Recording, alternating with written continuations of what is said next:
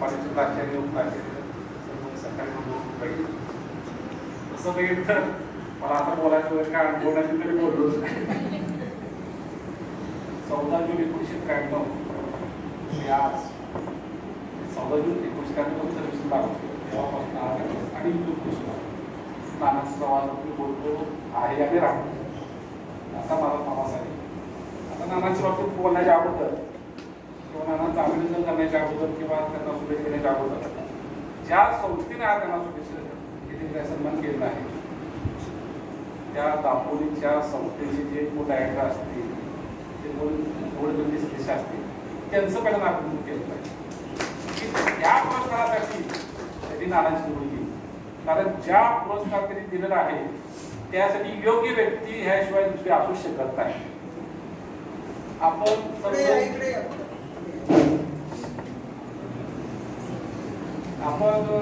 सर्वजण सेवेत आहोत. शासकीय नियमानुसार आपल्याला वयाच्या 58 तारखे सेवानिवृत्त केलं जातं. पेन्शन पाठवलं तुमचं काम तुमची काय काम करू शकत नाही ते झालं.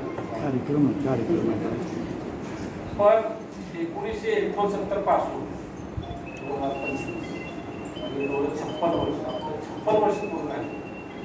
ज्यांची वयाची 58 वर्ष पूर्ण झाली तर सेवानिवृत्ती केलं जातं त्यांच्या सेवेची 56 वर्ष आहे. म्हणजे एवढी बदरीक सेवा आहे आणि आज अखंड चाव आहे.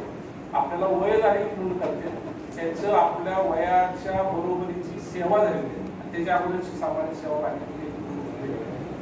त्यामुळे योग्य पुरस्कारासाठी योग्य व्यक्तीची निवड झालेली आहे असं माझं प्रामाणिक मत आहे.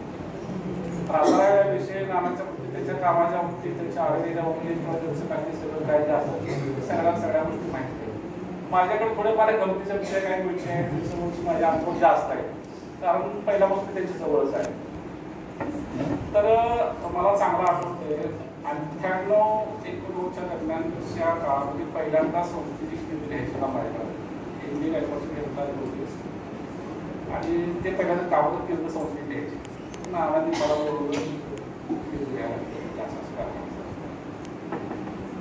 तर सोबत बसून त्यांनी मला शिकवले अशा पद्धतीने त्यावेळेला ती सांगितलं. त्याच्यानंतर नानांना परत मला सांगावं लागलं नाही अशी त्यांनी त्यावेळेला मला शिकवली.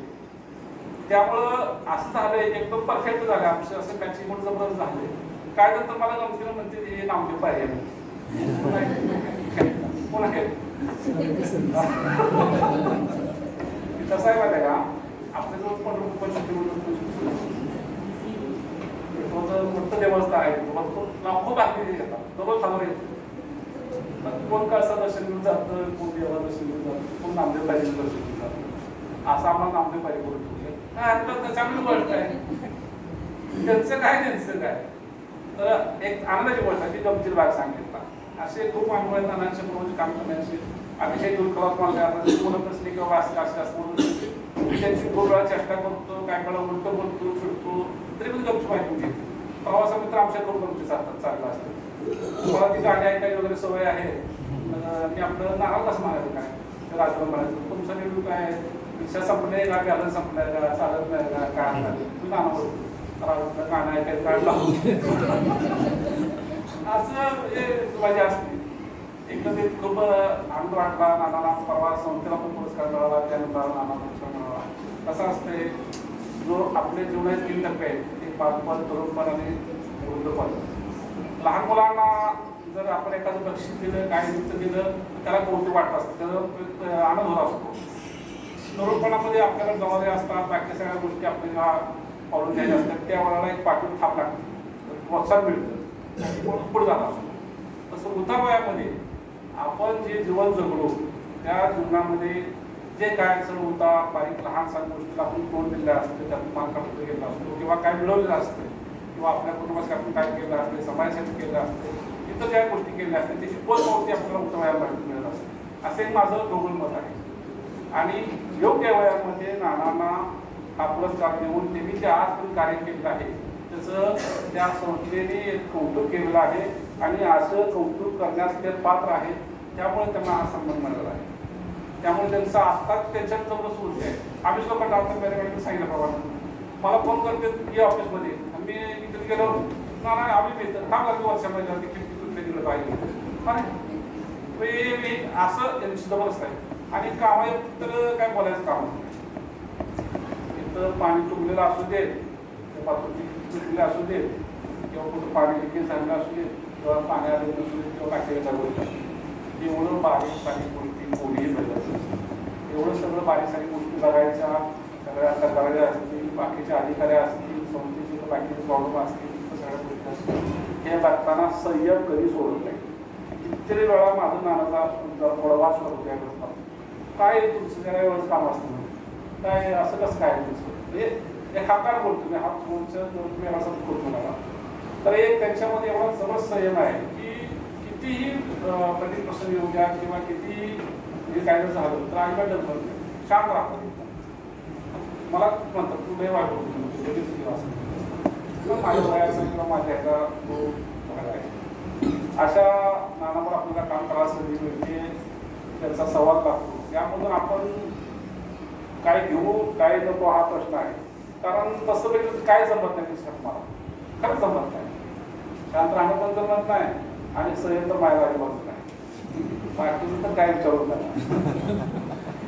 तरी पण एक आहे की कामाच्या बाबतीत असू दे किंवा त्यांची काही धोरणं जी आहे ती एक आपण चाकोरीत ठरवली आहे पहिल्यापासून, त्यापासून बाजूला जायला कामाचा त्याबद्दल नाही. त्यांचं जे आमदार साहेबांनी त्यांना धोरण ठरवून दिलेलं आहे की किंवा आपलं हे आपण ध्येय आपल्या डोळ्यासमोर आहे, त्यानुसार आपण वाटचाल करायची. इथला सेवक असतील, राजकारणी लोक असतील, समाजमधले लोक असतील, बाकीचे विद्यार्थी असतील, पालक असतील, बाकीचे अधिकारी असतील किंवा जे जे काय संबंधित लोक येतात त्यांच्याबरोबर आपण कशा पद्धतीने बघायचं. आमदार साहेबांनी आपलं काय धोरण ठरवून दिलं आहे, आमदार साहेबांनी आपलं काय वळण लावलं आहे, त्याच पद्धतीने चालायचं. म्हणजे अतिशय काटेकोरपणे आणि एक लाईन धरून सांगितली तरी लाईन कधी सोडली नाही. आजपर्यंतचा माझा अनुभव असा आहे की कधीही एका शब्दाने ही चुकीच्या बाबतीत कधी कुठलं हे करण्याबाबतीत त्यांनी कधीच बोलले नाही. मी ठामपणे सांगतो, कुठे सांगायला नाही, अजिबात नाही. 4 पावलं मागणी घ्यायचीच नाही ती, पण कधी चुकीचं बातमी कधी कधी अवलंबून कधी अवलंबण्याची भाषा सुद्धा केली नाही. आपल्या सर्वांचं हे अतिशय म्हणजे सुदैव आहे की असं नेतृत्व आपल्याला मिळालं, अशा विचार आपल्याला काम करायला मिळालं. व्यक्तिशः मी तर खूप समाधानी आहे याच्यावर नानाच्यावर की त्यांनी मला एकदम असं एवढं हे करून ठेवलंय की बोलायचं काम. मी स्वतःला एकदम भाग्यवान समजतो. अशा व्यक्तीबरोबर मला काम करायची संधी मिळाली. अशा व्यक्तीने माझे सगळे गाठ पडले. मला म्हणजे असं मुलासारखं सांभाळलं. एक वेळ आपले अशोक सर असतील, संतोष सर, विकास सर असतील, यांचा ऐकत नाही तो माझा ऐकला. खरीच परिस्थिती आहे माहिती आहे समाजाला.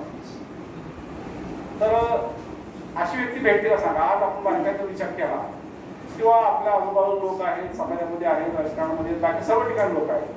किती व्यक्ती अशा एवढ्या वाटतील किंवा पाहू शकतात नाही. एकेकाळी बाबा सर, रामराव बाबा अपोळे, भद्रे सर, कुट्टेकमाल, कर्नाटकाची गाडी यांच्यावर सुद्धा काम करताना त्या पुढची माणसं होती, खूप खूप वेगळी माणसं. त्यांच्या पद्धतीने काम करण्याच्या पद्धती, त्यांच्या विचार करण्याच्या पद्धती त्याच्यावर मी सुद्धा असायचो. आणि नाना त्यांच्यावर इतकं बाबासाहेबांशी तर काय बोलायचं आम्ही कोणा अनुभव काय असेल करायचं भयानक कापड स्वभाव पण हँडल करायचं बघा ना. जुन्याच्या बाबतीची एक आठवण सांगतो. जुन्याचा टेबल माझ्या जेव्हा पहिल्यांदा आला त्यावेळेला 2 तुकड्या होत्या, सायन्सच्या 2 तुकड्या. आणि माझा स्वभाव फिडस असल्यामुळे का नाही ॲडमिशनला लागली गर्दी माझ्याकडनं म्हणजे त्याला घे त्याला घे त्याला 160 सर्टिफिकेट 216 झालं. आता बसवायची कुठं करायचं काय 2 तुकड्या जा म्हणजे तू शिकवायला मला आता काय मी शिकवतो काय करायचं मग सरांनी आम्हाला समोर गेले दिवस काय म्हणजे असं बोल म्हणजे आपण 3ऱ्या आठवड्यात पाचला पाठवतो. आणि योगायोगात सुद्धा आली त्यावेळेची नियम पण वेगळं होते. लगेच गाडी मिळाली टप्प्याटप्प्यानं आणि बघता बघता 2री 3री 4थी 5वी 6वी 7वी 8वी अशा 8 तुकड्या असा आहेत. त्या 8 तुकड्यावर तर मी पिरियडवर काम करतो. आणि शाळेत कामकाज असेल, संस्थेत कामकाज असेल किंवा बाकी कुठले कामकाज असेल आम्ही जे मुलात बोलतो, एकमेकांची चर्चा करतो, बाकी सगळ्या गोष्टी आम्हाला मार्गदर्शन करतात. काही वेळेला त्यांना जर काय एखादी गोष्टी आठवण आली तर रात्री कधी पण त्याला आठवण येईल, सकाळी उद्या, दुपारी उद्या, संध्याकाळी उद्या संपूर्ण होतात. अशी माणसं भेटत नसतात. माणसाला थोडं जरी एखादं बारकं छोटं पण मिळालं तर माणसं असं काय मिळतं जर डिस्कशन वागतात की काय नसतेच पूर्वच राहतात. पण याचं मात्र त्याचा कुठेही गैरवापर न करता अतिशय संयम बोललेला ठेवून योग्य ठिकाणी योग्य निर्णय घेऊन प्रसंगी थोडं चार पोरं मागं घेऊन प्रोत्साहन देऊन थोडं एखाद्याला कसं शांत करायचं आणि कशा पद्धतीने मार्ग काढायचा असं जर कोणाकडे शिकायचं तुमचं नानाकडे शिकावं याशिवाय दुसऱ्या व्यक्ती मला तर आवश्यक शिकलेलं आहे. अशा नानांना या संस्थेने पुरस्कार दिला. आपण तर त्याचे गुण कौतुच की आता बाहेरच्या संस्कृतीवर त्यांचे कौतुक करायला लागले. असं त्यांना इथं पुढच्या काळात सुद्धा भविष्यामध्ये अनेक पुरस्कार करावे त्यांचं असंच कौतुक व्हावं आणि आपण त्यांच्या कौतुकामध्ये आणि त्यांच्या अंगामध्ये वर्षभर सहभागी व्हावं अशी अपेक्षा व्यक्त करतो. आणि मला इथं पहिल्यांदा बोलायची संधी मिळाली त्याबद्दल जादूसरांचा आवाज, कारण इथं मला फोन आला असा आहे आता मग ही आवडच काम काढली ही आवड आहे म्हणजे